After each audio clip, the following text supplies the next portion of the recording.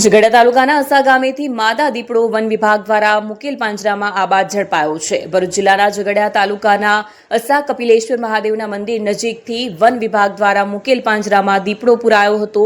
મળતી માહિતી મુજબ છેલ્લા કેટલાક દિવસોથી દીપડાના આટાફેરા જોવા મળતા હતા અને દીપડા દ્વારા શ્વાન ઉપર હુમલો કરી મારણ પણ કર્યું હોવાની વિગત પણ જાણવા મળી છે। અસા ગ્રામ પંચાયતના સરપંચ તેમજ ડેપ્યુટી સરપંચ દ્વારા ગ્રામ પંચાયતના લેટર પેડ પર આ વાતની જાણ ઝઘડિયા વન વિભાગને કરવામાં આવી હતી। ત્યારબાદ વન વિભાગ દ્વારા તાત્કાલિક દીપડાના આટાફેરાવાળી જગ્યા પર મારણ મૂકી પાંજરું મૂકવામાં આવ્યું હતું, જે મુકેલ પાંજરામાં આજરોજ માદા દીપડો આબાદ ઝડપાઈ ગયો હતો।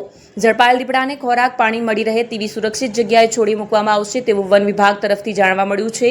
ઝઘડિયા તાલુકામાં અવારનવાર દીપડાઓ દેખાવાની ઘટનાઓ બનતી રહે છે અને કેટલીકવાર દીપડાના આટાફેરાના વિડીયો પણ સોશિયલ મીડિયામાં વાયરલ થતા હોય છે।